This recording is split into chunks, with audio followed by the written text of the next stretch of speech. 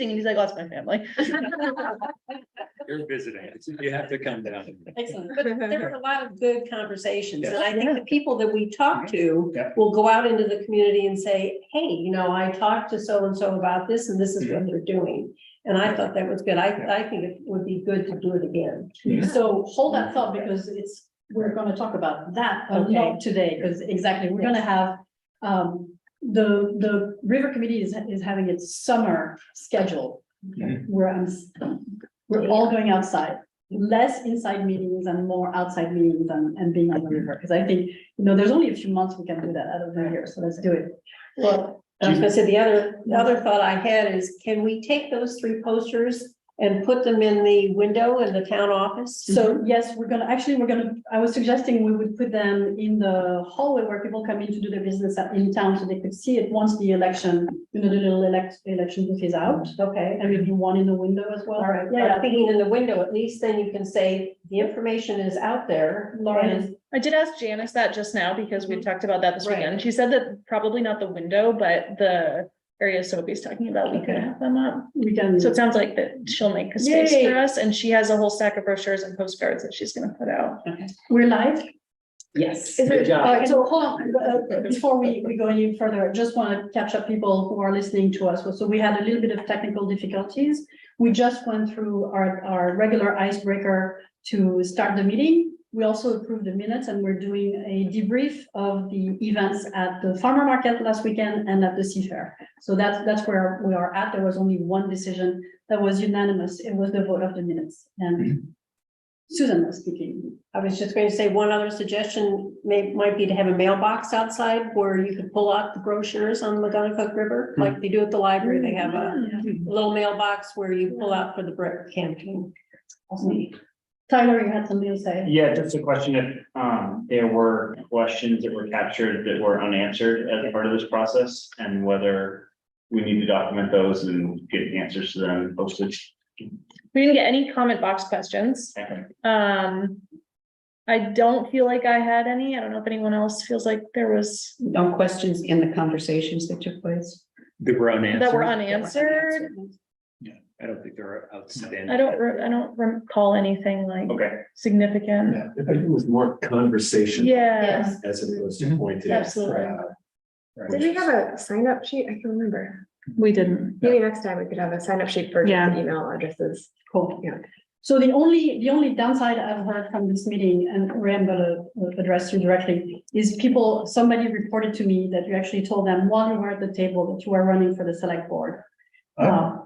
Yeah, at the farmer's market. And so I think when we are representing the river committee, we're representing the river committee, not anyone else. So in the future, I know it's only 1 week left of campaigning, but please refrain from using the river committee meeting for campaign. I will respond to that by basically saying I was asked if I was the one running for select board, so I couldn't say no. Yeah. I understand, but let's Take try my to. hat off let's- and put on the yeah. other. Yeah, exactly. Or step away or do something. I know it's complicated. We wear several hats, all of us. Yeah. Good. Anything else on those 2 events? Kudos to Seth for his becoming a costume. I thought it was a lovely morning, not cold, just perfect, just the way fish like it, just the way bugs crawl ashore to become themselves. But in all honesty, it was a great segue because there were a lot of people interested in fishing or sharing stories of fishing in the local rivers, and Seth knows every single river. It was very impressive. And so it was just an awesome avenue to start conversation with a lot of folks. And I will say, this is a side comment, and maybe it's an LP comment when she comes back in, but it'd be interesting to figure out how they're trying to market the Seafair thing. 'Cause Yeah. in the past, it actually worked out pretty well this year because it moved to the school where my kid was, so he went to it. But in the past, it's always occurred during school hours. And I think the intent probably is to make it enough of an attraction where the schools bus to it. But I know when that doesn't happen, it's always tricky because It's hard to- yeah, it's not like it's an after school thing where I can bring my kids to it if they aren't, it's not part of their program, so. I'm handing it over back to you to talk about events. Yeah, and I'm just gonna tee this up quickly because we have a limited schedule and the events committee will take this on, but just really wanted to share, we've talked about this a little bit before, and Sophie gets credit for having the idea of having a river fest we had a community forum that we planned and having, the River Fest be that forum. And probably in the late summer, early fall, outdoors is the early feedback I've gotten. So it hasn't really gotten that far. So how do people feel about that? Why don't I ask that? Yes, Riverfest. And the idea is that the Riverfest is not tied to the work of the committee, but it becomes the Camden River Festival, and hopefully, for the next 100 years, it will be remembered as the Sophie River Festival. I don't know, but it becomes an institution and an event in Camden, so we celebrate the river and we learn more about it every year, because I feel that we'll never have enough time to learn more about it, so. And we could do a lot of the planning. We can use our grant funds to do some of the work at the environmental, but also partner with other organizations like the Watershed Association. To make it more of a bigger community type event. And kids, Lots of kids. watershed schools and kids and things like that. So Probably Saturday. put your thinking caps on and let's make it our kind of homework for the summer to think about how we can set up the first one and then create this milestone in the calendar of events for the town. Well, it's your homework for the next month because we'll have to start planning. That's true. Very soon. Okay, next one. True. Awesome. What else do we have for the events committee? Nothing. I think that's it. Yeah, that's it. Educate. I have one thought. Go ahead. We considered putting a table at the election Yeah. on Tuesday. Oh, yeah. That's good.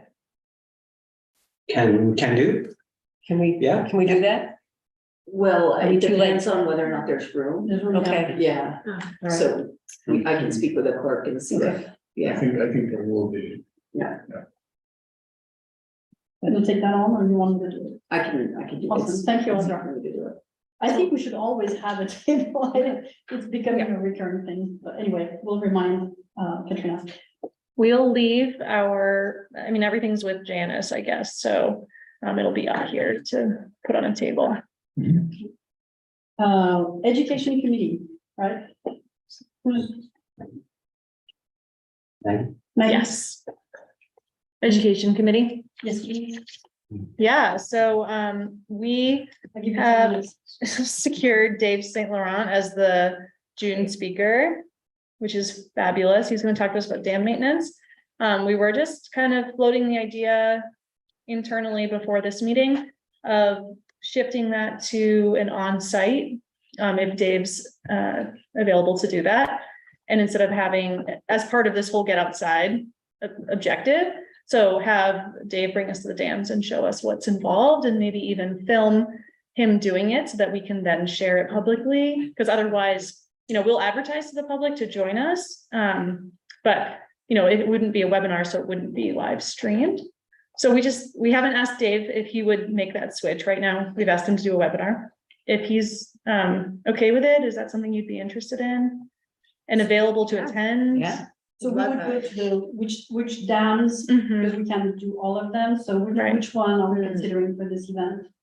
Yeah, so we had talked about East, West, Seabright, Montgomery, and maybe trying to organize a bus or something to get us through to each of those. And have the public join us and be there Yeah. for like this conversation. We could just carpool. Or we could carpool. Yeah. Carpool Yeah. or bus, we'll figure it out. I mean, Yeah, we might have to That's a good carpool if we can't get a bus, but we're gonna try to get a bus.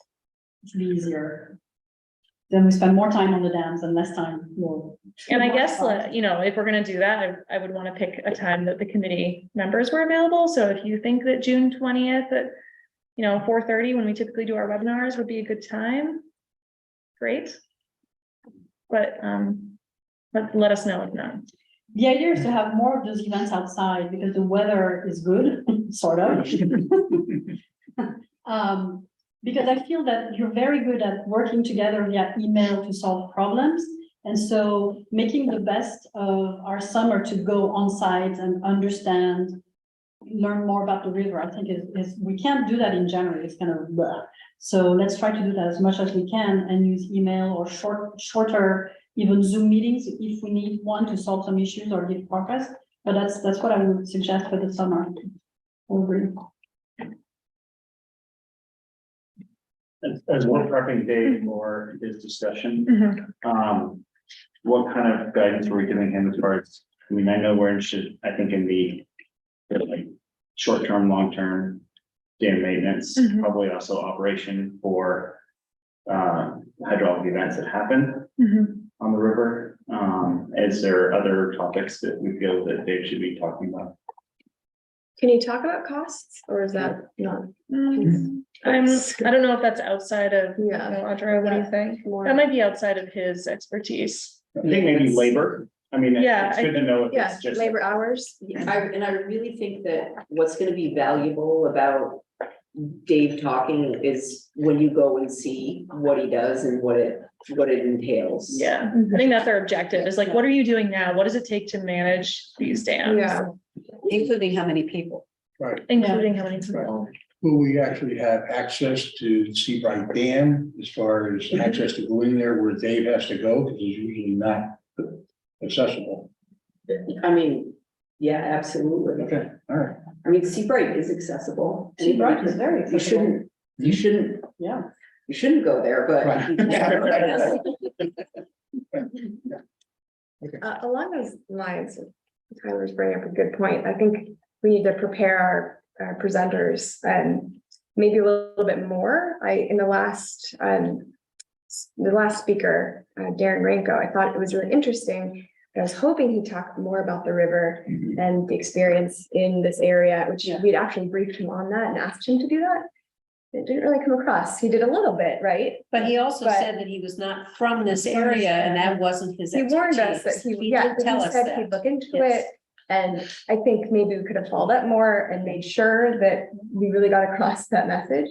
And I've been worried about that. So I thought, and I brought this up with Maggie last weekend, I thought maybe we could, each of us put a question down, send an email to Maggie or whoever, and then Maggie could send that along to the speaker. So it explains what our expectations are, what we're interested in, so they're not kind of blindsided by questions they don't have answers to, and we're disappointed. Is that a good idea? Yeah, I think it's a great idea. Everybody can send a question on least one dam question. maintenance. So Yeah. send along your dam maintenance questions and we'll pass them to Dave. That way he knows where everyone's coming from. And what's the deadline you think on that, like Got a calendar, maybe end of this week? Friday before, Yeah. that Tuesday. maybe a week Or maybe, before. yeah, we we should should, say- because then he can I think, prepare. a week before, the 13th. Yep. And I would just give a little personal takeaway from what Dr. Ranko had to share was that it was a very long, elegant answer to that question in the history that he's aware of from his people. And then I thought going back to the place names again and again was important to do, because from Belfast down to Camden, that is a really rough patch of water along the shore. And native people did not paddle that way. It was down through Stonington and out to Islesboro and then through those types of thoroughfares to come over here. So this is a navigational point to cross to, but not one to paddle up and down. Like Yeah. that is just deep, deep knowledge. If you're a paddler and you try to kayak like out by Northport, it will scare you how high the bay is out where the current's ripping and where that little Saturday Cove is. Like you just wouldn't go out there. And so that's not everywhere on the bay. That's in certain places. And so finding your way home when you've been offshore, spearing swordfish, dragging them back, it's kind of important. What we're saying is important now is really different. We need these fish that are here now. We need more of them. They need to do their job in the ocean. We can't recreate all of history to everybody's satisfaction. We kind of have to just let that archaeological piece be.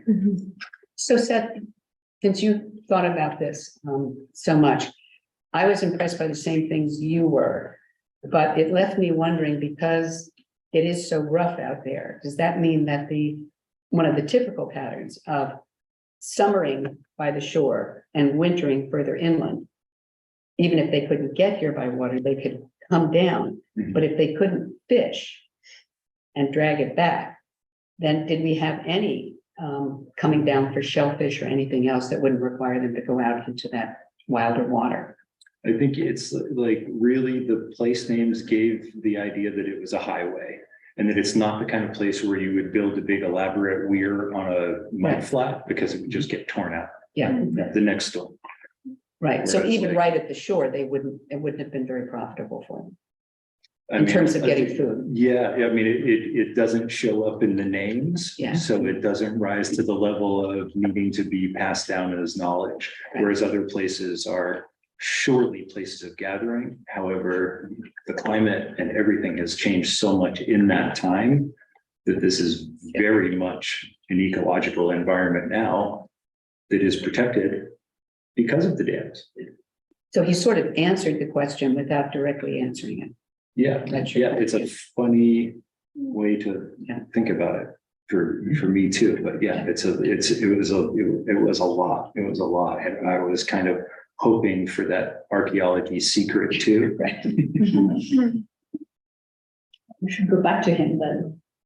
Continue the conversation with him. I mean, I think also all those speakers, it's not just a one-shot deal. We're building that ecosystem of expertise around the river and every topic. And so we can always go back to them and say, hey, can you clarify this or help us understand that? They're part of our map now. So we have them. And we have a really good potential August speaker, who I just met last week, who will run by your committee, but it's someone that could, like a professor at University of New Hampshire, a fish biologist that could focus on fish ladders and energy, expending energy for the fish and what that means from a biologist perspective, so. His name is Nathan Fury. Also at the farmer's market, we did touch base with Tony Grassi, and he said that he would be interested in coming and talking to the committee, and that Stephen Moore would also come with them. So that's still out there as well. Okay. For August or for, It could be for August, you know, I knew that July was full, and we sort of floated August, but I mean, I think he's open to something, but he definitely is open to coming. Right. Yeah, we were thinking that could be a good one to do on site, like maybe Stephen can have some big Right. drawings at the Right. park and. That'd be cool. Excellent. Yeah, and we're hoping that the Watershed Association and Tim, who's right over here, might do our July one. So we can keep talking about that. All right. That's it for the education committee. I'm just really trying to keep us on Yeah, time. do because it. We have 15 minutes left. Thank you, Maggie. Written committees. Is that you? I'm one of them, yeah. I mean, Lauren, Yeah, for sure. Yeah, we have the newsletter is pretty much ready to go out. These guys really took the lead on it this month with me being gone and which was we're very grateful for that. And it should be sent out to you guys sometime later this week. To just look over as last size I wanted to send out. Just changed a couple things in it as events change. But it looks pretty ready to go, and we just went over our last little bit of it today, so I would expect you guys to see it within the next couple of days. And the theme on that? Well, the theme is, it's the last presentation, and then there's, what was added was just the last weekend of activities that hadn't been in there, and taken out some of the things that were sort of leading up to that. Because sometimes when we take 2 weeks to get it taken care of, those things become irrelevant, so. Do you have good pictures? Because there are tons of good pictures. Yes, yeah, they added really great pictures from the event, yes, yeah. and do we want to pick someone who might help out with the dam maintenance write-up? That's kind of worked, right? Having a committee member help with the speaker write-up. If anyone's Set somebody to write the inspired. one for next month, you mean? Yeah. That'd be great, if somebody wants to. Don't have to wait until one. So much fun. We have your email. Yeah. Your people can talk to my people. But is it, it's gonna be dam maintenance, but it's not. So now I'm confused. So in June, we have Dave Summer on June 20th to do, and we're gonna film some of those stops where he's gonna talk. And then we also have Dave Mentmans in June, is it in June or July? No, that's what I'm talking about. That's June that's the 20. same. Same. Yeah. So if we take those little videos of Dave Salon, can we link them in the newsletter with a shorter write-up? Yeah, we Yeah, can we can certainly still do have write-ups. We can Yeah, put the write-up, Still- then link the. yeah. What we do is we add, add context, really. Okay, Like yeah. I put in pictures of Penobscot women that I thought was cool. That wasn't in his presentation. So we can do stuff like that. We can just add to make it more, like, have more depth. Awesome. And Lauren can give a very brief postcard update. Yes. Yes, we have the postcards ready to be mailed to every household in Camden. We're just working through logistics of how to go about that because there isn't right now, as we know of, there's a few processes that we can go through. So we just have to kind of figure that out. Hopefully by the end of the week, we'll have a process ready to go and we can. But do mail it. remind us what's on the postcard and can we see them? Yes, I can pull it up in 1 second. If you want to talk about something. I would love to talk about postcard. So the front of the postcard is the beautiful logo that Ellen made us and an abbreviated version of the mission statement because there was too much text to get it all in a font that anyone could read. It's a font size. And a link to the website right on the front. And then the back has a QR code in the website and it also has the two meeting, information about the two meetings, the virtual speaker series and the regular meeting. And we also did put the photo contest on the postcard. So that's why we want to get them out. Yes. So, and we passed out, that was on all the postcards that went out at the two events this weekend. Yeah. Cool. That's exciting. Yeah. Yeah. I think it's gonna be a great little mailing. You want to talk about the survey draft discussion? Yeah, so we took the feedback from the last meeting and we kind of condensed down the survey into a much more, I guess, I'll say black and white version of what we'd started with. We tried to take out those opinion questions and we circulated that on Friday. I think our perspective at this point is to make sure this is right before we send it out. So please do take some time to look at that version. Tell us what you think. Tell us if you're still interested in this kind of more informational survey gathering. We should send effort. comments to you. Please do. And you want them posted in one of those places? The comments Yeah. or in an email is Just an email. fine. Yeah, just an email is fine. Or a tracked copy? You can also do that. That would be fabulous. Yeah. What's the goal for this, for sending it out? Is it next? There is no goal right now because we just want to make sure we get it right. Yeah. I do think that there's some value in getting it out this summer while people are here. A follow-up question, because I think we touched on this, but it was a while ago. Yeah. Once we settle on the questions, Mhm. it's going to be given to experts in questionnaires who have experience in, it makes a difference Mhm. how you list the options in Hmm. terms of the probability of them being marked.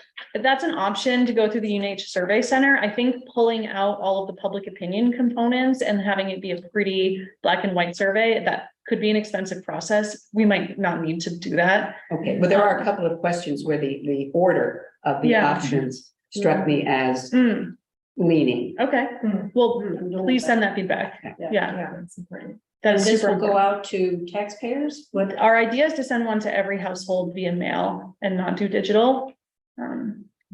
So just every address in Camden? That's our thought, is that we think that's the best way to access people and make it as fair as we can. Then we're gonna get all people responses. Mhm. Oh, we're not gonna give people an option to answer online? That is what we are recommending based on the conversations we've had. So it's just one per Okay. household though. What if there's two people in the household that want to? Good point. I'll just say choose, please. Yeah, I choose don't know. someone To fill out the Yeah. survey, that's common, yeah. Okay. Sit around the table and decide. That might be it. But this is all still open for discussion. So we're just kind of saying, based on what we've heard, this is our recommendation. Yeah. Please send us emails with your thoughts and edits. Because that's the way also to identify that people really live in Camden, they send back they'll be their address on it. I guess, or something. Yeah, we could mark envelopes We in can such a mark way. envelopes, things like that. Okay, so still a work in progress, but good progress. Thank you. Excellent.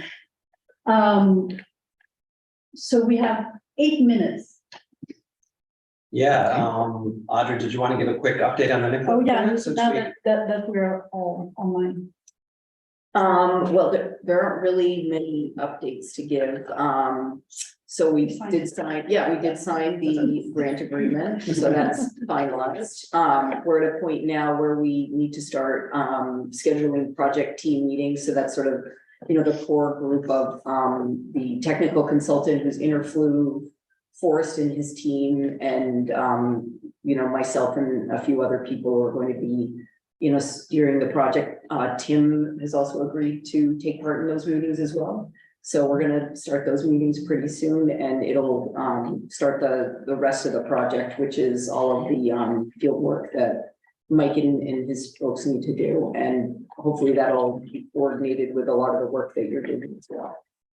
That would be interesting because if we can have site visits also, maybe with Mike, and learn what they're thinking. I think there's a lot of coordination there we could do, so we can better understand the work they're doing. But congratulations on signing, Yes. Yeah. Tyler. Do you have any concern with the group, with a scope creep or chasing things that might not fall under that grant? And trying to make Well, I sure think- we're within bounds? I think your role was always a bit broader than what the grant is going to cover. You know, because there's just so many other things, you know, river related that interrelate, but aren't necessarily part of the project itself. So I think that there was always going to be some inevitable, you know, stuff that you do that's a little bit outside of the scope of that grant.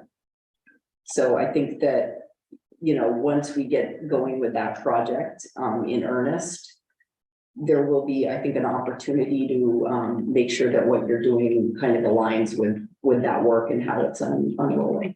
I'll keep telling. Yeah.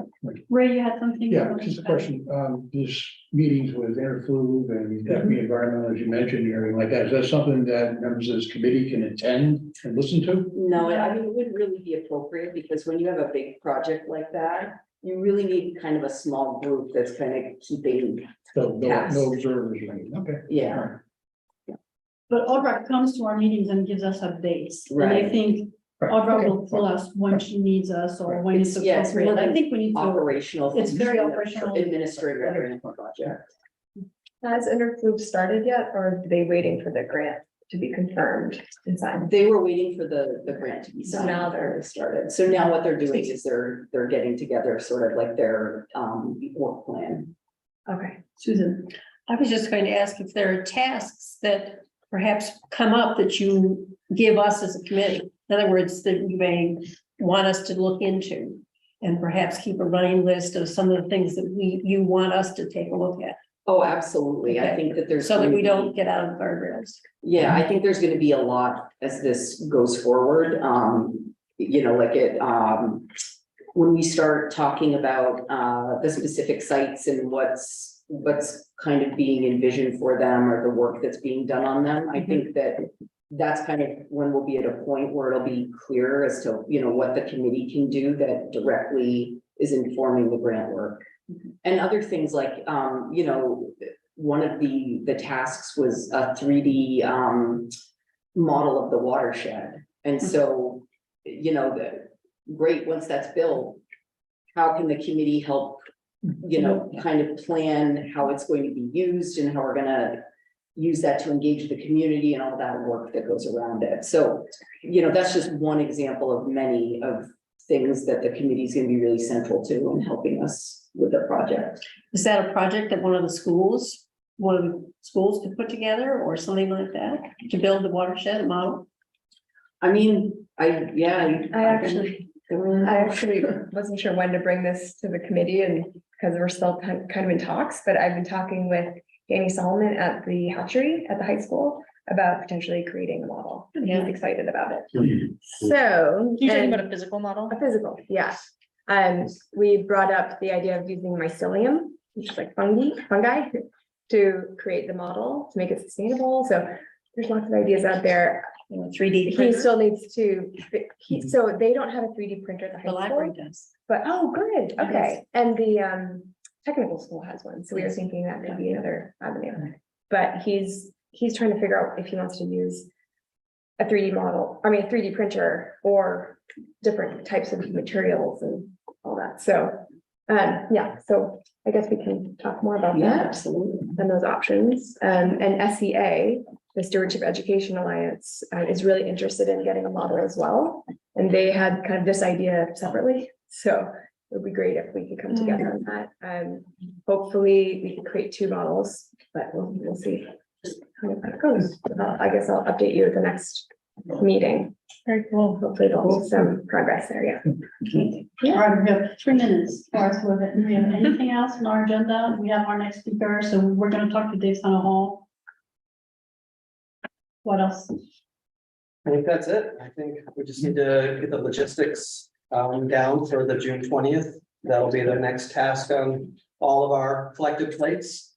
And we'll go from there. But yeah, plan on the 20th at 4:30 for now to meet somewhere on the river. There will at least be a webinar. Dave has committed to that, but Right. we'll ask him about an on-site demonstration. I think you will be more excited about on-site demonstrations Yeah. than Yeah. spending time designing a PowerPoint. He's great at PowerPoint, actually, he's a great presenter, but I think he will be more excited about taking us on site. And Audra, the idea is to have him show us what he does, right? Yeah. Like Yes. physically. Yeah, I think he'll probably need some of you to help him do that too, because there's a few dams where it's a 2-person job to open them and close them.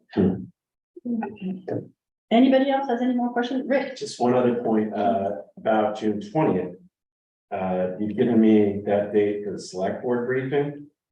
I forgot that is the 8th grade promotion night, so Yes. I can't do it, but, is Well, there? I was gonna bring this up with all of you, so to kind of give a field trip to all of the dams, sort of the time and energy it needs. I feel like it's gonna be really rushed if it's on the 20th because of the select board meeting after 8th grade promotion. I had a few of my staff members who told me that they can't go to the select board meeting because of that too. So you might want to think about rescheduling that particular meeting. 27, the week after that? Well, I'll let FB we'll figure it out with Dave. Yeah, Oh, we'll obviously run it by everybody. 27 will be better for you? I can't make it. I'll be okay, be okay. We'll to the bar. There'll be other outings. All right. Well, thank you, everyone. Anybody else has any comment? One last Yes, thing. please. Meeting for July, Yes, please. are we changing the date? Yes. July 11th. Yeah. July 11th, yeah. July, just confirm. We don't want to disturb Yankee Doodle. All right. July 11th. It's just sort of pushed a week. You have anything? No, you look like you want to say something. I don't, I was just Okay. taking a big A big breath, breath. yeah. All right, so do I have a motion to adjourn this meeting? I move to the adjourn. Second. All in favor? Okay, so this meeting is adjourned. So we're gonna have the Save the Dam prepare and set their present.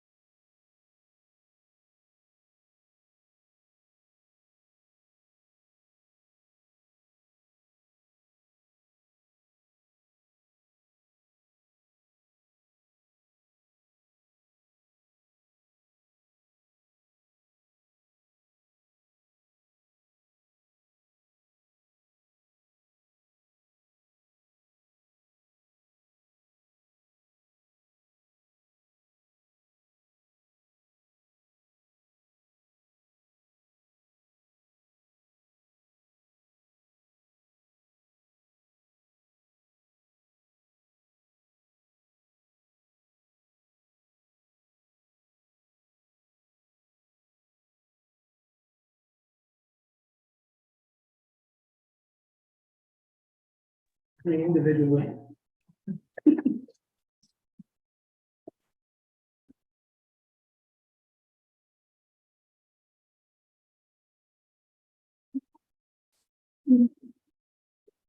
I'm gonna pass around these guidelines for everyone around the table, so please take one and pass.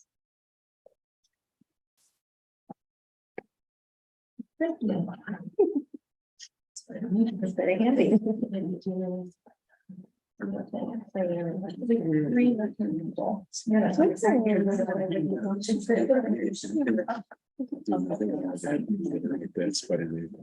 Do you want me to say this? Is this okay? Okay, it's great. I appreciate it. The emphasis.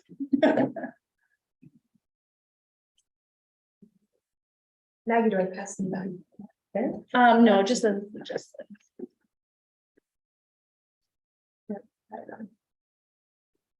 already have.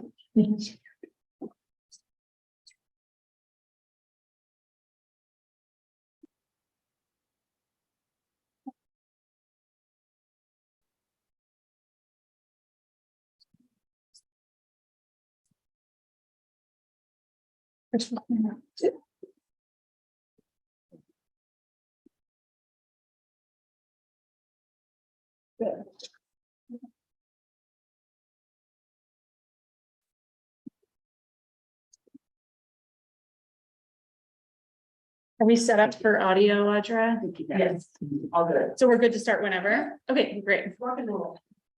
Great, let's go. Okay, so welcome everyone and good evening. Thank you to the Save the Dam Falls Committee for joining us here today and for the second half of our McGuntacook River Citizens Advisory Committee meeting. So I just want to reiterate, one of the main goals of this committee is to hear the questions and concerns from the community to inform the committee's recommendations to the select board on future management of the river. So as such, we really appreciate Save the Dam Falls for taking the time to share questions and concerns with us today. And also I'll just emphasize to our committee members who have given a lot of their volunteer time to be here and to think critically about this process with us. So looking forward, we will have Restore McGuntacook at our July 11 meeting. It will follow the same format and guidelines. And we also welcome other organizations who are interested in sharing with us to reach out and we can get you on the agenda for a later date. So before we begin, I just want to direct everyone's attention to the presentation and discussion guidelines that we just passed out. Everyone at the table should have one. So these have been shared with all participants prior to the meeting, and they'll serve as guidelines for all future meetings where we have guest speakers. And I just want to emphasize that these guidelines apply to both our presenters and our committee members. The goal here really is to create a mutually respectful platform for sharing information, ideas, and concerns related to the mission of this committee. So we're all here today because we love and care for this river and this town. So please keep that in mind.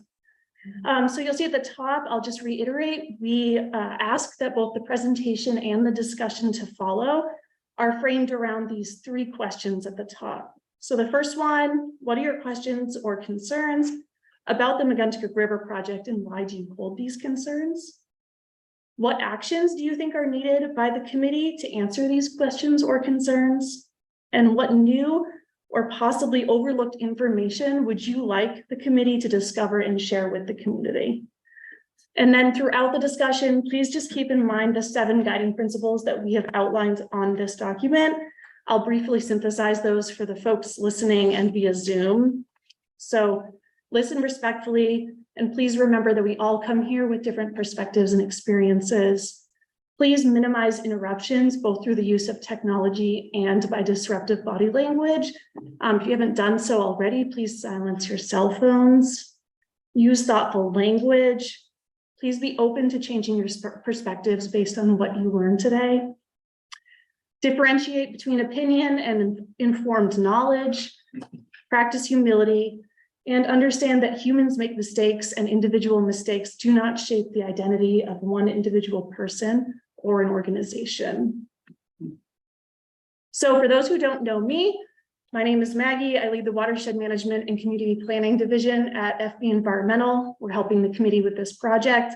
I'll be moderating our discussion today jointly with Rick Thackeray, who's serving in the position of rotating vice chair on the committee. So in this capacity, Rick will be assisting with meeting facilitation as needed today. Rick and I will politely redirect the conversation if we feel that these guidelines are not being followed. Rick, before we begin, do you have any additions?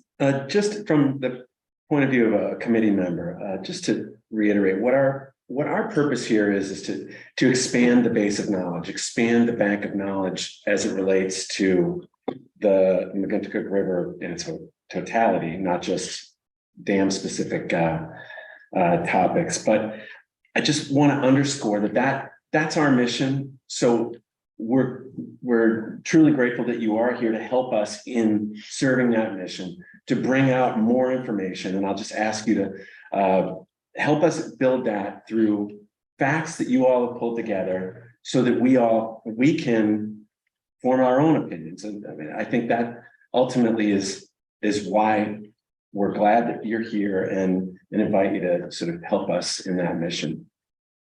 Great, thank you. Thank you. Great. So with that, I will turn the floor over to the Save the Dam Falls committee representatives.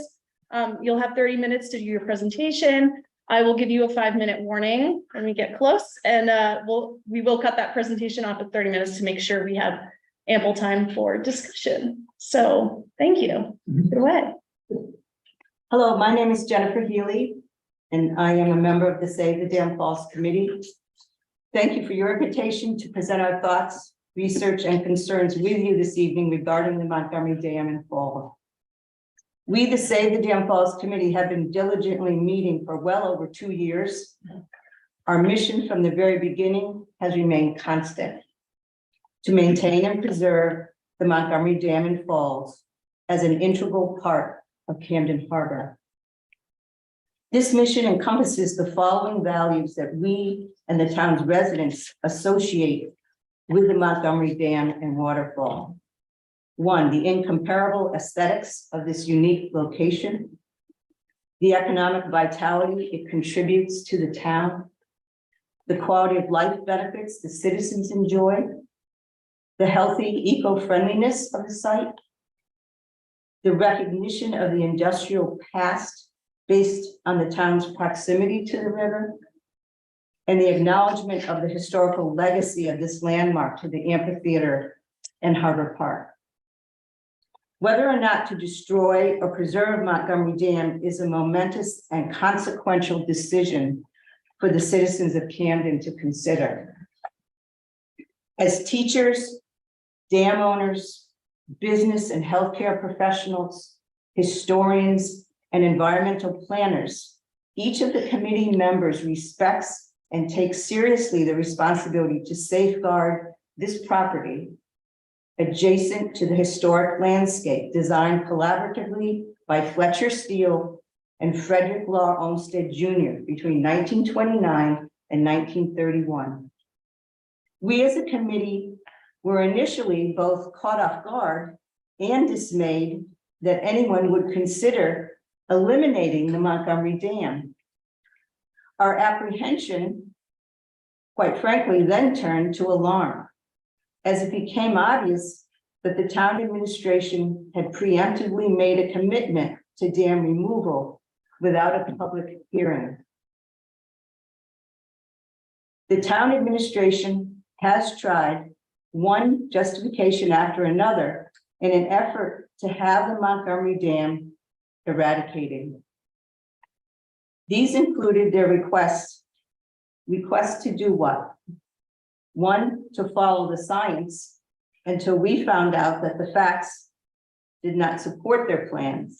2, restore the alewife population until we realized that alewives never actually ascended the McGuntacook.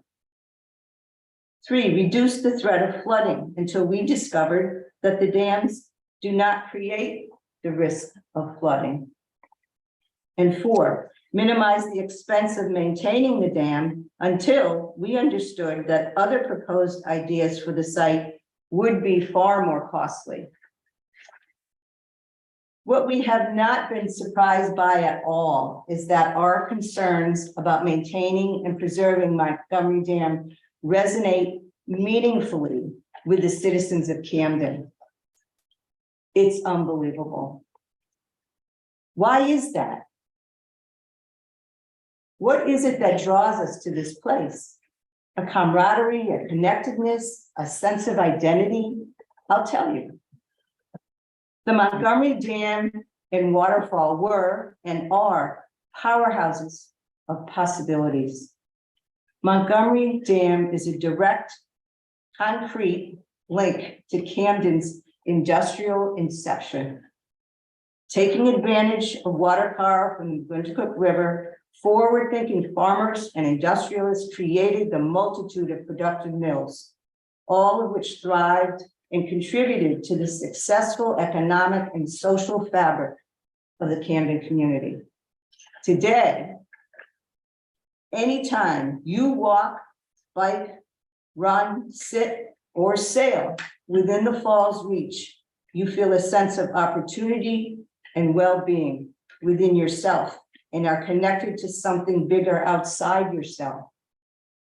In addition, the openness of Harbor Park, the water view, the rush of the falls creates a safe and secure environment for revitalization and relaxation to unfold. Whether on your daily stroll, your yearly return, or your first visit to Camden, you embrace a visceral experience and a deep and lasting picture becomes embedded in your soul. Ken Burns, the documentary filmmaker, describes this as a positive generational memory that we hope to savor for generations to come. Our fellow residents have voiced that they want the Montgomery Dam and Falls to be maintained and respected. Their strong support via petition signatures from the only town survey ever taken of the citizens' position on this topic to encouraging comments at the polls in their outspoken letters and Facebook comments. They are testament to their fervor and having us secure a solid and predictable future for this incredible natural and man-made landscape structure. We cannot imagine anything that could replace the essence and value of the existing Montgomery Dam and Falls. Reestablishing the health of the McGuntacook River is a noble and practical cause. However, you don't destroy a waterfall to attain that goal. There are so many other viable options to consider, and we are eager to hear about them from you. We will remain steadfast in our enthusiasm and our determination to save the Dam Falls. Thank you for your time. We have organized our presentation to be instructive while also providing time for discussion with you. We will start with Roger Akeley. He's going to talk about the issues to consider. Thank you.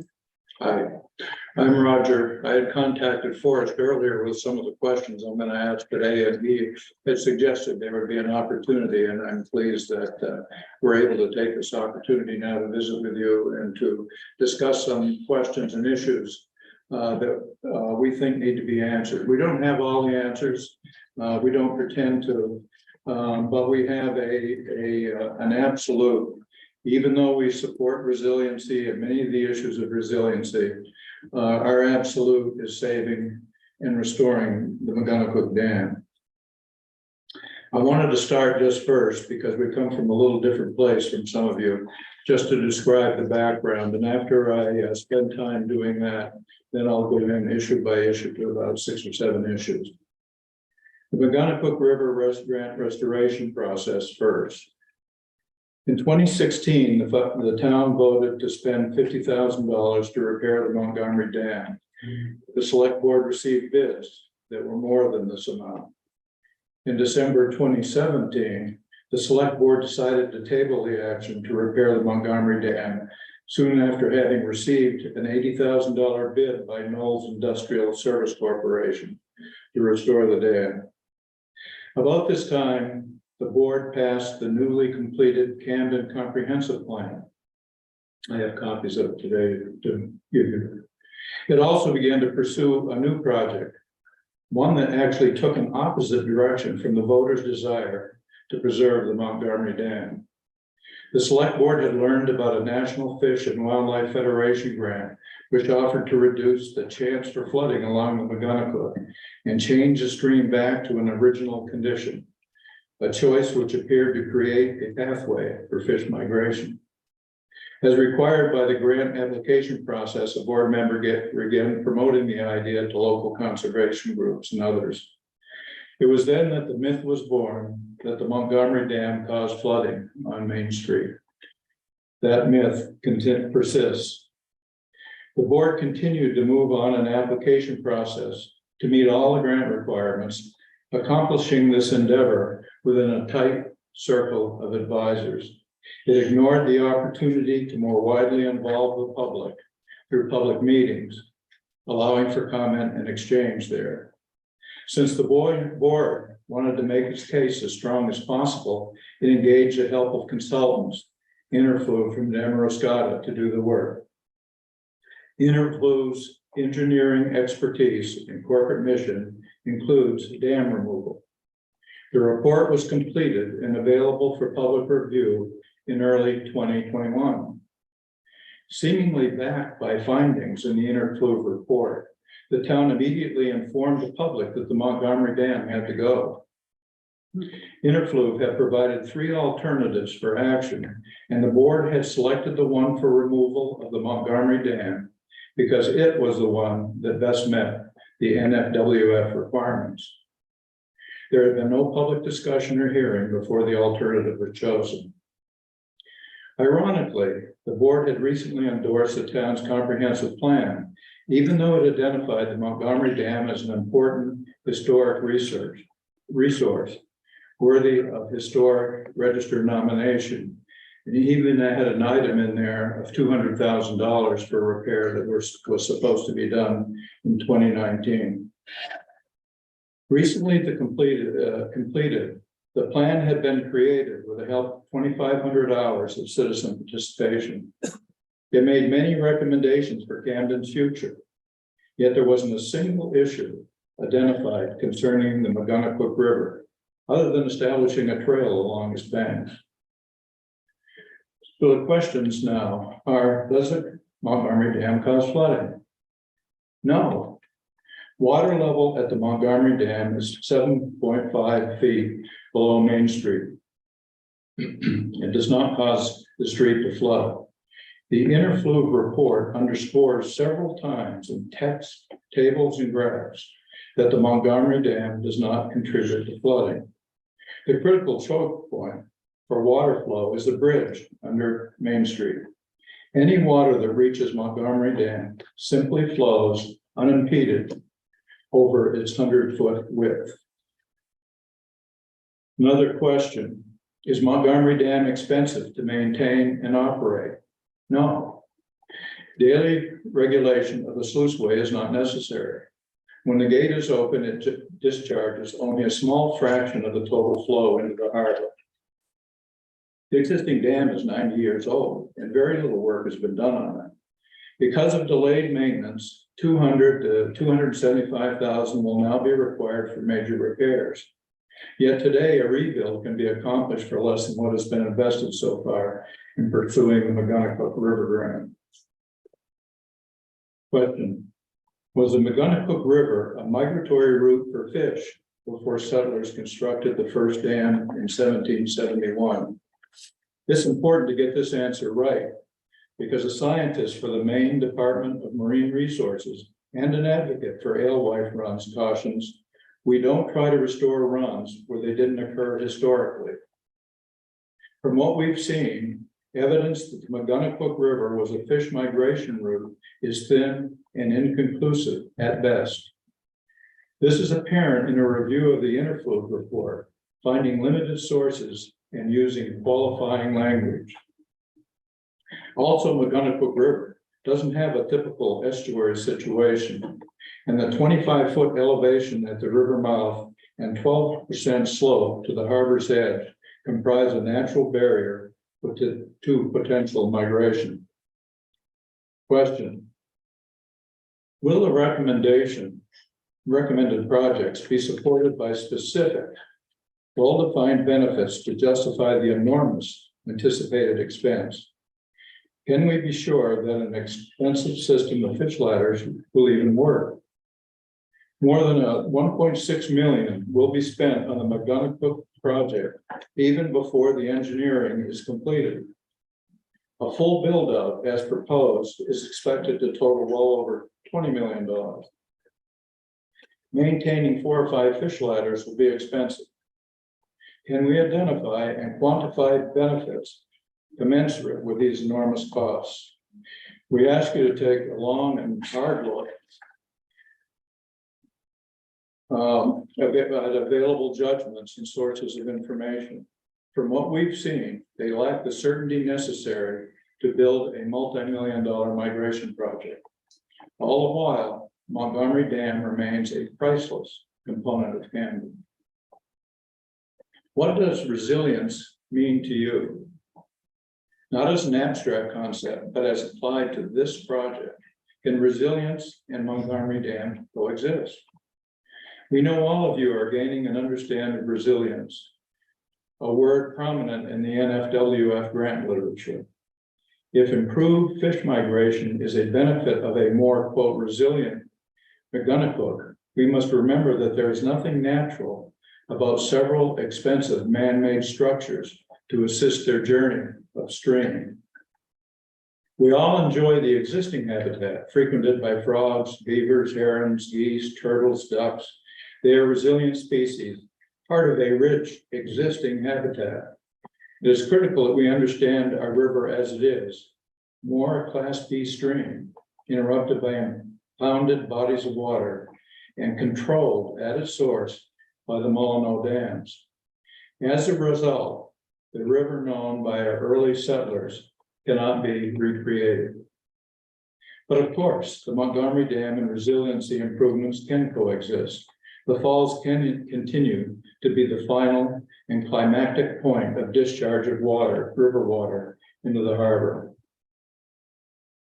And finally, how do resiliency values stand up against other community values, such as being stewards of Camden's history, maintaining the heart of Camden's downtown, choosing budget priorities, or practicing cost containment, complementing and enhancing our harborside beauty, maintaining our commercial advantages, and so forth? Your answer depends on how you see yourself and your responsibility to the Camden Select Board and ultimately to the residents of Camden, as well as Hope and Lincolnville. We are all alike in our environmental concerns and united in our love for Camden and surrounding environment. And we all have to balance our concerns on the best available information. Your objectivity is a critical piece of this investigative process. You won't base your recommendations on anything other than your interpretation of the facts. You may be more objective in your considerations if you allow yourself to assume that future federal grant monies never existed, or if you request that the grantor agency show flexibility by agreeing that all dams are not damaging, or that all dams are damaging, excuse me. Or you can assume the Montgomery Dam should indeed be saved and then proceed on the best course of action. You'll continue to gain valuable insights from residents who know the river and its characteristics best on a daily basis. Your careful cultivation of local opinion, commentary, and wisdom, that is your bottom-up approach to problem definition and resolution, will go a long way to salvaging the best intentions of all of us. We feel that premature conclusions about the future of Montgomery Dam can still be redressed.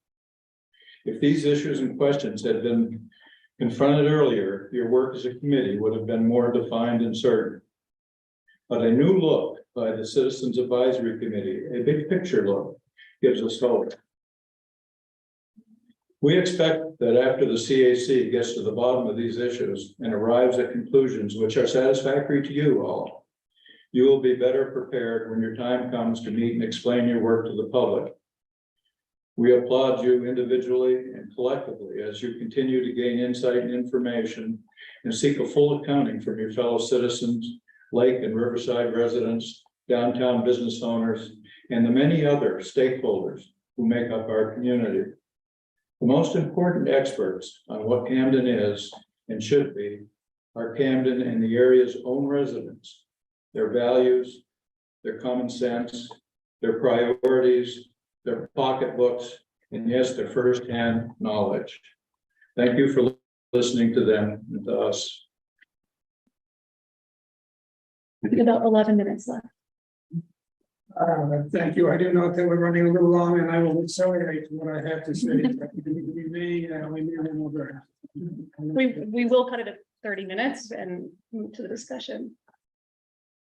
Well, thank you for meeting with us today. My name is Ken Gross, and although I work for the Camden Public Library, I am not speaking with my library hat on. I am here as a member of the Save the Dam Falls Committee. I am not on library time. My purpose in this, let's see, I need to, anybody familiar with this laptop? I want to go full screen and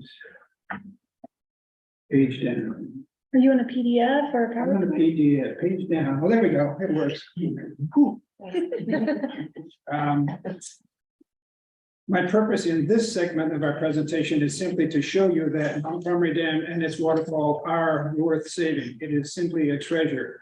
Montgomery Dam is valued for its legacy, for its beauty, for the character it brings to downtown Camden, for its national significance. It is an economic driver of our prosperity, and as the Interfluence report noted, it is revered. That's the word they used. I love that word. Revered by Camden citizens and visitors alike. To give you some background, Mary Louise Curtis Bach was the major force behind not only the reconstruction of Montgomery Dam, but also Harbor Park, the amphitheater, the library, and the village green, and similar projects in Rockport. She had the vision, the means, and the wherewithal to make these projects happen. She has had a major impact on the character of Camden. She hired the best-known landscape architects in the nation at her time, including the Olmsted firm. Camden joined in the Olmsted 200 celebration last year, celebrating parks for all people. Now I have a series of images showing before what Harbor Park and Montgomery Dam looked like before the Homesteads did their work. There's a picture overlooking the mill pond showing the very rough condition of the bank that the Homesteads found. I love this photograph. It's from pre-1903 because, well, up there behind this picture, there is the hotel, Ocean View House, which burned down in 1903. That's how I know this photograph comes before that. It shows pretty much what you see today. This area is the spillway, and as a matter of vocabulary, the spillway is the part of the dam where the water is at horizontal. It's at water level, and if the water reaches that level, it spills over simultaneously over the whole spillway. And technically, this is the dam part. A dam is what holds the water back. So this part is the dam and this part is the spillway.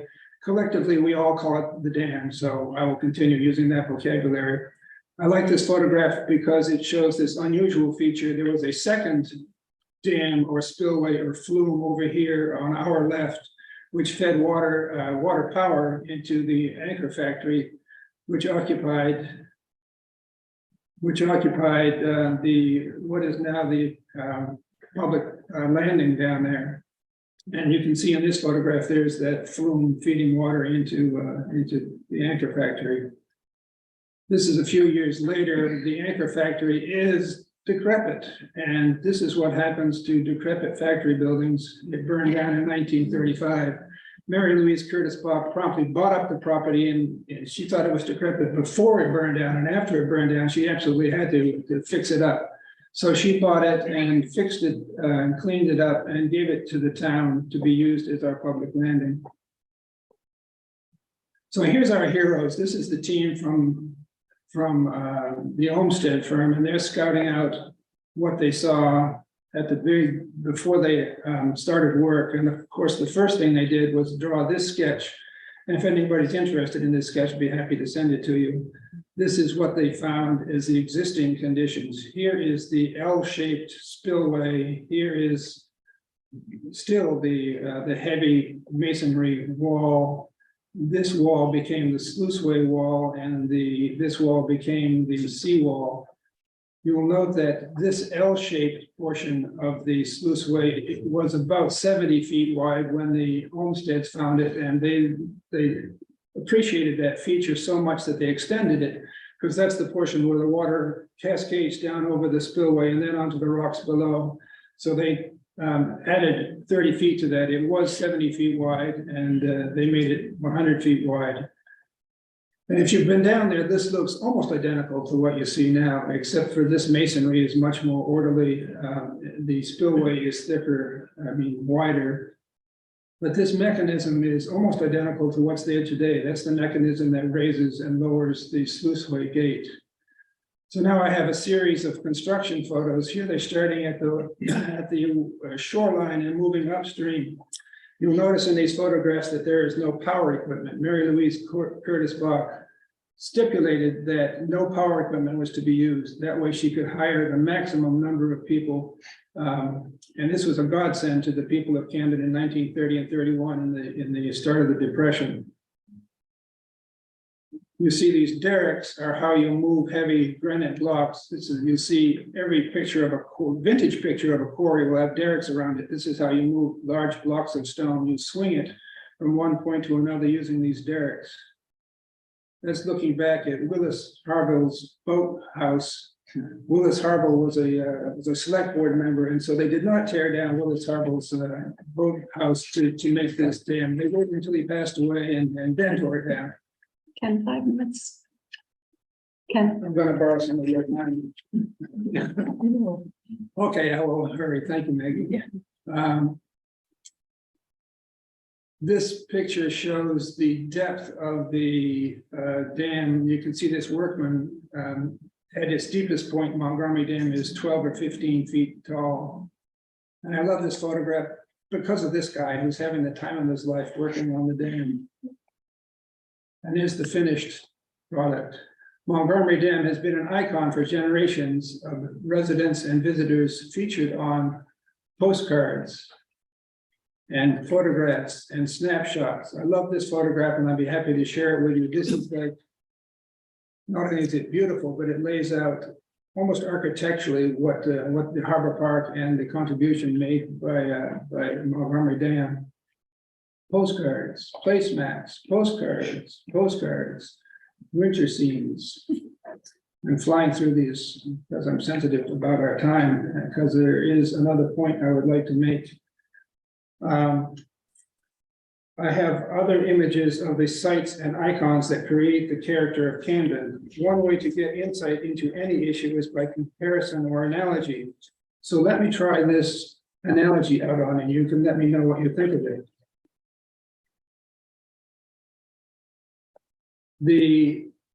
Camden has a parking problem. Here's the solution. All we have to do is pave the village green and park cars there. The solution, the problem will be solved. So the analogy is, how do you feel about that? And if you are comfortable with the idea of taking down Montgomery Dam, then remember what you feel about paving village green. This is the way that most people in town feel about destroying Montgomery Dam, is what you feel about the horror you feel that perhaps paving over the village green. It's a ludicrous idea, and please don't put it in the paper that I've advocated paving over the village green. But by way of analogy, I hope it has some use. So I will fly through these final icons. I snuck in a picture of Rockport. Sorry, I bent the boundary of Camden to include a Rockport. Here's the amphitheater. Objection. And I think I can leave it there. We are the stewards of these treasures. We should be preserving them for future generations. Thank you. Thank you. Mine is short. Okay. My name is Bernice Berger, and I thank you for giving me the opportunity today to communicate with you, the advisory board. This evening, you have learned about the Save the Dam Falls Committee, our concerns about how the McGonagall project was initiated, our shock and how the Montgomery Dam has become the center of attention, our desire for objective community-involved decision-making, and the incredibly rich history of the dam. We appreciate that you've opened the doors for a further and varied look at the implications of the proposed McGonagall project. It seems Camden is being recognized more often these days as the prettiest town in Maine, in New England, in the United States, and we understand and accept the compliment. We, the citizens of Camden, know that we are privileged to live in such a geographically gifted part of the world. With this privilege comes pride and involvement as a basis to preserve or make improvements. We are the citizens, we're the watchdogs, we are the stewards. That is exactly why we're here today. As residents of Camden, we've made every effort to educate ourselves in Montgomery Dam decisions. We've spent endless hours investigating, reading comprehension plans, attending board meetings, volunteering on committees and boards, voting, paying taxes, writing letters to the editors, helping neighbors and paying attention to what the goings on are. Are we an opinionated community? Are we involved? Yes, we are. That is why Camden is such a great place to live, work, raise a family, retire. The idea of removing the Montgomery Dam is mind-boggling to so many people in this town. We know this because of two survey results. One was independent and the other sponsored by the Camden Herald. Give you 30 seconds to know. In both cases, a wide majority favored saving the Montgomery Dam. Residents haven't bought into the concept, the progression, the immediacy, even the need for the proposed McGonagall River project. And objective consideration of available information by this advisory board will go a long way toward restoring faith in this decision-making process. From the moment the NFWF grant appeared to be available, the town began following the money and trying to fit a square peg in a round hole. None of us want to find out that this was a fool's errand. There is no evidence that flooding is caused by the Montgomery Dam. If you find it, we need to see your evidence. Townspeople need to see impartial answers to our stated questions before they can be asked to vote for removal or changes to the Montgomery Dam. We shouldn't be chasing federal money. All right, yeah, I think that's a good spot. In fairness, some of what you have may actually be responsive to questions we have, so. Yeah, It you can pull it back in. And did you want to introduce yourself just so that folks know before we move into Q&A?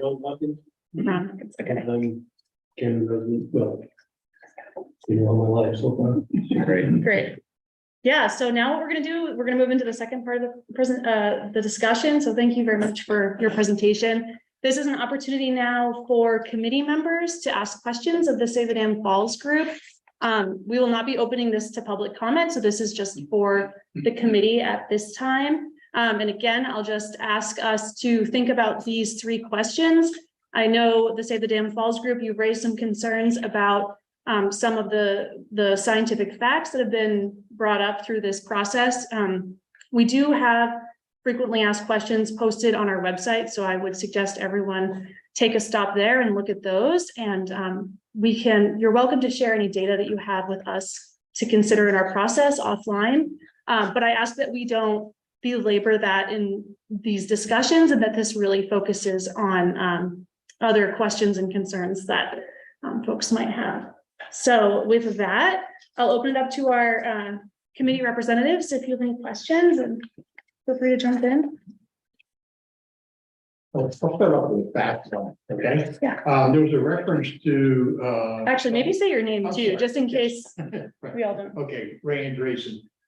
There was a reference to someone from, I forgot what the group was who said we do not restore fish runs where they never existed or something to that fact. Who was the person, what group did they represent? It's a state. Yeah. That was Nate Gray of the Maine Department of Marine Resources. I think I got the acronym right, and that was at a presentation here before this group. And it's part of the presentation. Thank you. That's available on the YouTube video too. Yeah.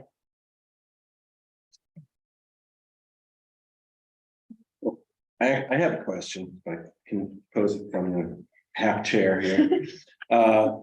So one of the phrases or concepts that I heard within each one of your statements was some version of economic driver of our prosperity. I think there was another phrase, it was maintaining economic advantages, which I think one of the questions that a lot of us have had in our minds is how would dam removal negatively impact the economy of our town? And I wasn't sure if maybe you were relying on other towns' examples or cities where there have been dams removed. If it's anecdotal, like if any of the businesses that you all have been involved with who have, like their insurers have projected something. I'm just curious if you have actual information about that would be helpful to us. We see the dam as part of an ensemble of the downtown. It includes the buildings, particularly on that side of Main Street. It includes the library complex, Fletcher's Park, the adjacent park, which are all on the National Register. And it's sort of a continuation of that. And it's hard to imagine the park without the dam as it is now, because they were meant to be a unit. They were meant to be joined, and it enhances, it complements. But one of the things that the architects did was leave the hill pretty much as it was. They didn't want to interfere with that because you had a view over it. But they were very sensitive about the total experience. And so part of that total experience was the sounds and the appearance that you would get from that elongated dam, that 100-foot expanse. How you put a number on that, I think it'd be very hard to do. But I've been going to Camden all my life before I lived here. And it's the downtown you think of, and you think of it as a unit. You don't think of it as the dam by itself, the library by itself, but you love it all. You love how it fits together. You love how it complements each other. And of course, there are businesses adjacent to it that have a tremendous value added, because they have that wonderful view of the back, the view of the pond and the view and the experience of the dam. But beyond that, that's just part of Camden, downtown Camden, the heart of Camden, where Camden was founded. It's our Plymouth Rock. And, those kinds of things, there's value there. And I can't put a number on it. I don't know that anyone can, but it's part of what makes us who we are. We're not another community. We're Camden. We're the one that Bernice was talking about. It's almost unique in the country sometimes, the way people evaluate it. And it isn't by chance. It's by how this ensemble has worked for us over particularly recent years. Okay. Is it fair that, as I'm listening to this, trying to categorize it in some way, would it be fair to categorize or characterize this as so these economic impacts or costs would be like indirect ones where you're not alleging that there's, if the dam is removed, there's some direct negative impact on the business. Yes, there is. Okay, please, elaborate, please. No doubt whatsoever. Yes, I mean, if you remove the dam, you remove the mill pond. The mill pond it's about aesthetic. If you're trying to put a dollar and cents figure on it, as to how the removal of the dam would impact the economic viability, if you will, of the community. It's about aesthetic. And as Roger points out, Ken says you're gonna alter one part of the town. You're gonna pay a price. We pay a price for the condos that were built 30 years ago. Well, they didn't have to be there. That property was offered to the town for 185,000. Town turned it down. It could have been a green space. So, you know, the economic driver, I mean, that was tax money, but this is aesthetic, it's just aesthetic. You know, I'm not the least bit embarrassed to focus on that. Obviously, my father had a hydro unit underneath what used to be the tree shop. It's now a tree, which is in fact the mill building that housed the grist mill. The two buildings, Mariners and Once a Tree buildings are the mill buildings that house the grist mill. The grist mill, those were the first two buildings that were rebuilt following the fire because they depended on the grist mill for production of flour. Obviously, we've stepped out of that industrial application. My father's hydro unit was just a hobby. It generated enough power it came out to about $300 a month. And he didn't run it all season because if there wasn't enough water to run over the spillway, he shut the turbine down so that the water would run over the spillway because he understood the aesthetics of the waterfall. So he was using water that was running through the dam in his turbine. If the water flow wasn't sufficient, he would shut his turbine down so that there would be a waterfall over the spillway. Okay, thank you, Ms. Berger. I'd like to just interject, having owned a business along Once a Tree, overlooking the back of the Montgomery Dam. My business, that building, it's not my building, I pay rent, was more valuable just by having the view in the back. I mean, we have a number of businesses that have been built because they have the view, they have the waterfall. It's a phenomenon to have this in a downtown. It's really valuable. And people have spent many, many years. Meg is right there in the audience.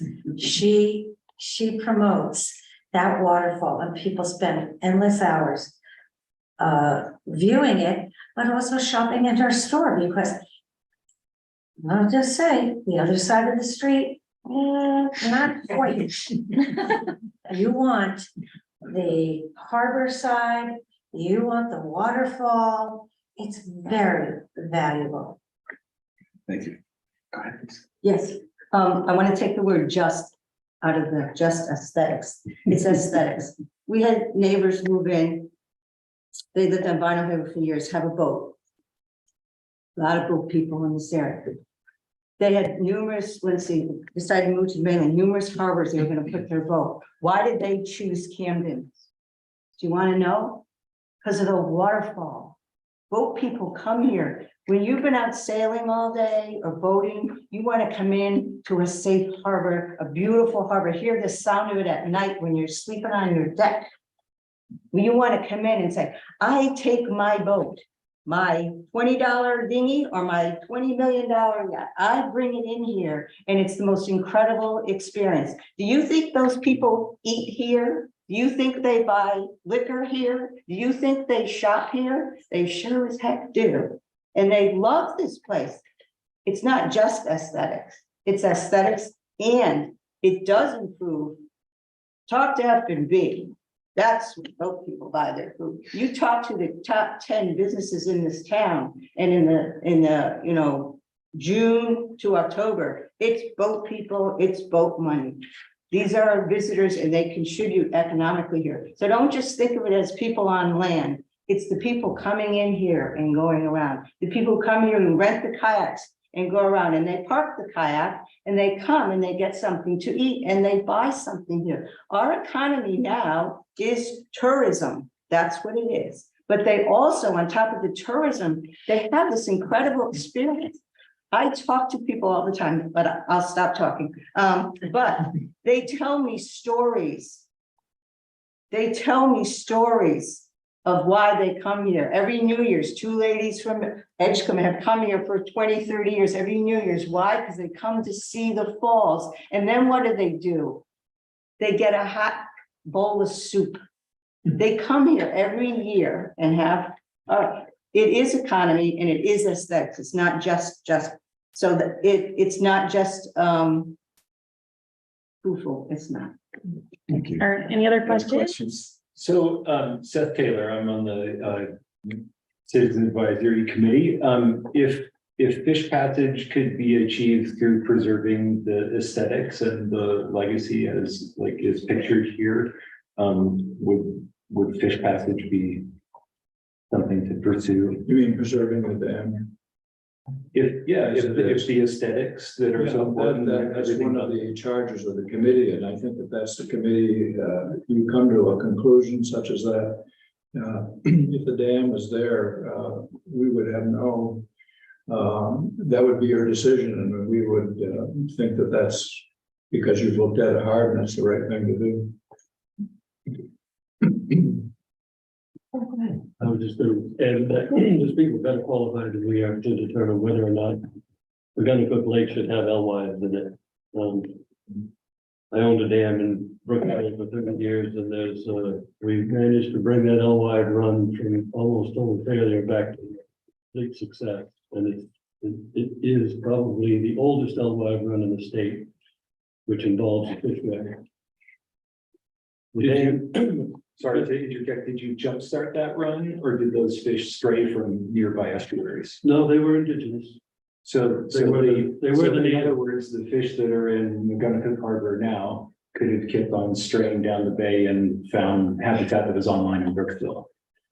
The story of Brooksville is long and complex. There may well be 200 species of alewives in Brooksville. Yeah. And they've extended that species run off into Pierce Pond and other ponds on Nosedock Peninsula. I'm for more. From using the alewives from the Walker's Pond run. But everybody here, it's getting a little late in the season because the alewive run is almost over, but everybody should go see the alewive run in Brooksville. It's unlike any of the other runs because it has a natural falling stream that goes around the dam. It's about a 12-foot drop. The interesting part of it is that dam was built probably within 10 years of the time that the first dams were built on this river. They incorporated a fish run when the dam was built in the late 1770s. They chose not to do that here in Camden. And I think that tells us something. They were both groups of people motivated by the same goals. They needed a place to grind their flour primarily. The mill was later used to make shingles, saw lumber, carved wool. It had a varied history for 250 years. It burned in 1962, very regrettably. The mill building, but the dam and the fish run are still there. It now belongs to the town of Brooksville. The fish run has been compromised, unfortunately. I tried to prevent it, but the Coastal Mountain Trust got involved and I begged them not to alter the fish run, but they did. So it should have been left intact as an artifact. It's probably the oldest intact fish run possibly in the country. Courtney, did you have a question? Yeah, Courtney sees from the committee. Thank you so much for coming and talking with us, and it's just really helpful to understand your perspective. In terms of aesthetics, I'm really curious about what you think the dam might look like, or the area where the dam is. If we do remove it, what is your fear of it, what it will look like then? Do you think that there's still a possibility there could be a waterfall, since there is distance between the harbor and the top of the dam area? And what would you like it to look like if we did have to do some kind of modification? What would you like us to really focus on? Is it the mill pond that you really care about, or is it the waterfall? It's both, but if you had to prioritize, what would you do? Like Mills Pond and the waterfall go together because of that 7.5 foot back up over there, creates that mill pond. So if it gets modified in a way that is slower, it won't be the same mill pond. It'll be a smaller mill. So you care pond. about the So size? we care about both of them. And we also care about particularly the historic factor. Olmsted designed it the way he did. There's sometimes talk about a half foot here or something like that, that. I don't know, that probably could be looked at, but generally, we're looking at the dam as we remember it and as we think it should continue. I think it's really important to acknowledge that if the dam were removed, one of Ken's photographs shows a man standing at the lowest part of the dam, and the dam is well over his head. So if you take the dam out to that lowest point, there will be no waterfall. There'll be a stream coming down that lowest point, regardless of how much volume of water you have, there will not be a waterfall. That's a total misconception that's been floated around, and people just keep repeating it, and it's apparently becoming the truth, but it isn't. Without the dam, there is no waterfall. If it was possible to build a structure that created a waterfall, but the mill pond was not quite there, is that an option for you, or I know it's not very attractive? The aesthetic, the mill pond. That's very important. The mill pond is a very significant aspect of the aesthetic of the whole. I mean, without the dam, there is no mill pond. It will be flat, just a river bank. It won't be growing up with weeds and cattails and alders. It's not going to be the same. It might, it's interesting that this word natural or preservation or resiliency and all of these things reflect some sort of attitude that natural is somehow far superior to what we've created. And we've created lakes and ponds all over this country to benefit us in any number of ways, from drinking water to hydropower to manufacturing, recreation. I mean, there's huge lakes in the Carolinas that were built specifically and only for recreation. And so that's what we have on the Gunnecook. The aesthetic aspect of it is we really need to take a really close look at where that water would be going and what that course would be if the dam were completely removed. It will not be a waterfall.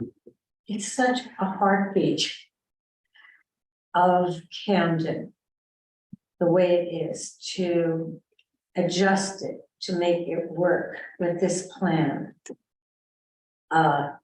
Fish ladders are very, very intriguing and exciting, and I like them.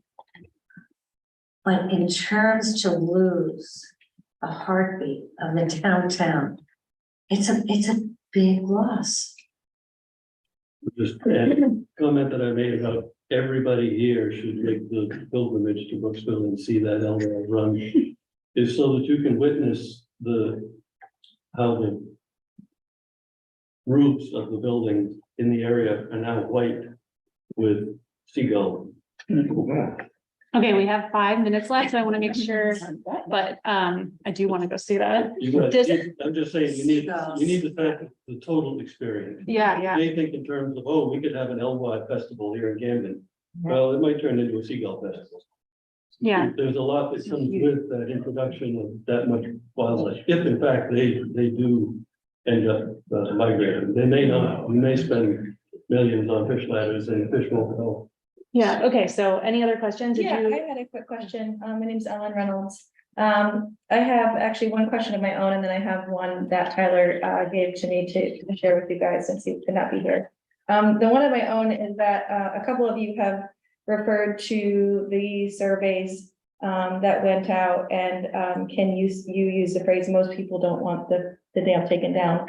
I'm curious about those surveys. I'm curious how They were presented how you can assure that those were an accurate representation of the citizens of Camden, and what their, how relevant they are to current times based on information that has been gathered by this group, and just in terms of how long ago those surveys were done. No, it would be interesting to take a survey now, just to kind of get an idea with all the information, both sides, you know, where we stand. But my understanding from the Camden Herald, which was August 1st, 2019, on page 8, there were 364 people responded.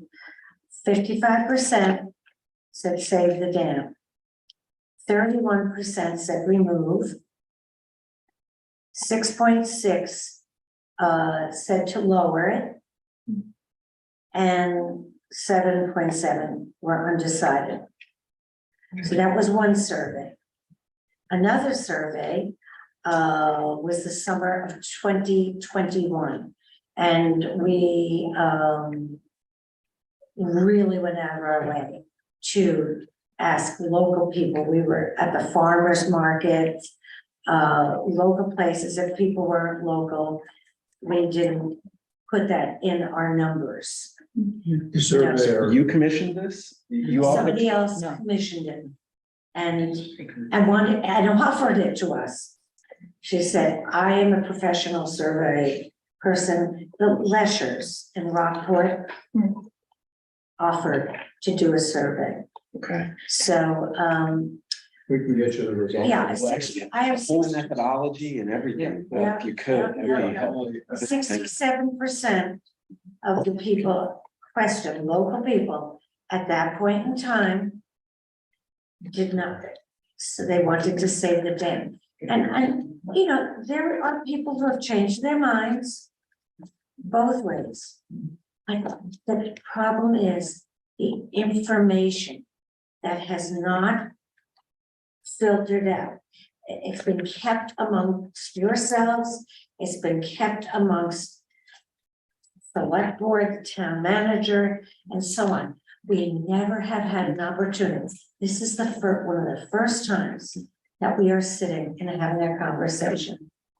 Those surveys were the only surveys ever taken. There's not been so much as a show of hands at any of the public presentations. So we do rely on these. And they have shortcomings, as all surveys do, but they're the best we got. Right. All right, so I just want to get to Tyler's question, and so if you could ask it for Tyler, and then that'll be our last question. Forward that So- to us, that Emily's the one who shares. No methodology. Yes, please, that would be really helpful. The question from Tyler was, if your group is concerned with the preservation of any of the other dams, along the river.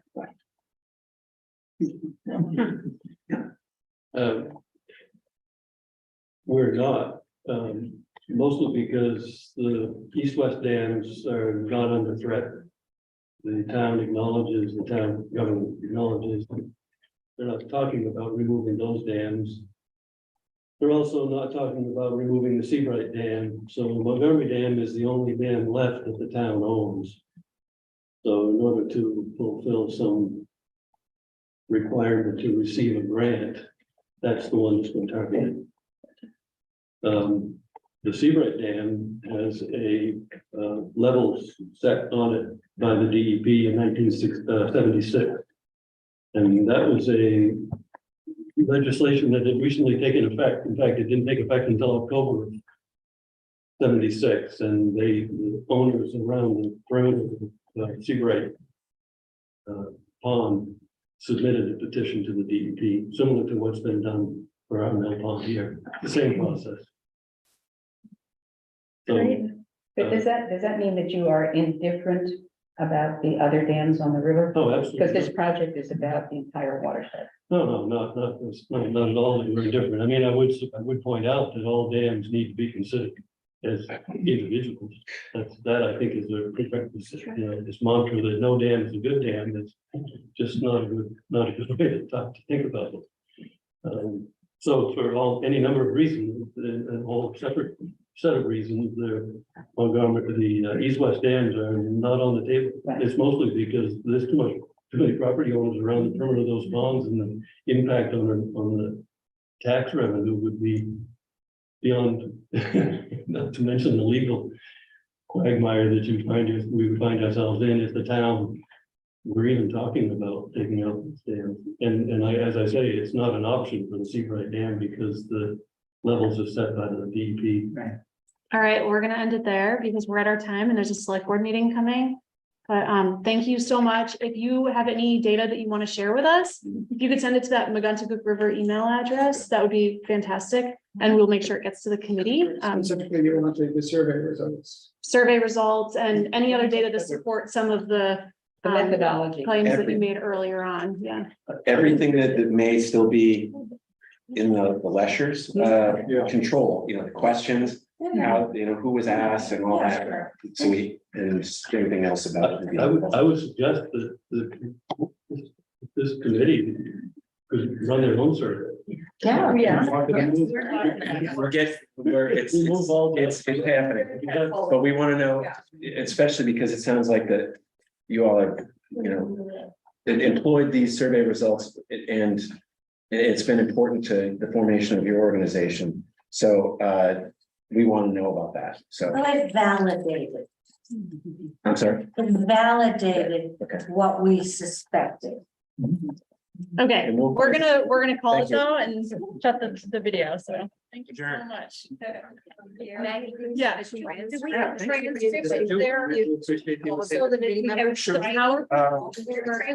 They're on the YouTube.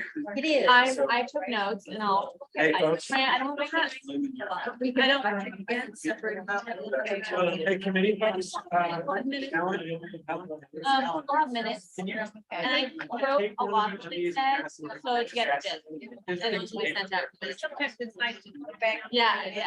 The writing. I don't know if we have time to correctly transcribe everything, so you have the video. Oh, like in the beginning. Yeah. Okay. Some committee members are asking if we could share the transcript of the pieces that you read in the beginning. The speeches, maybe have one, but.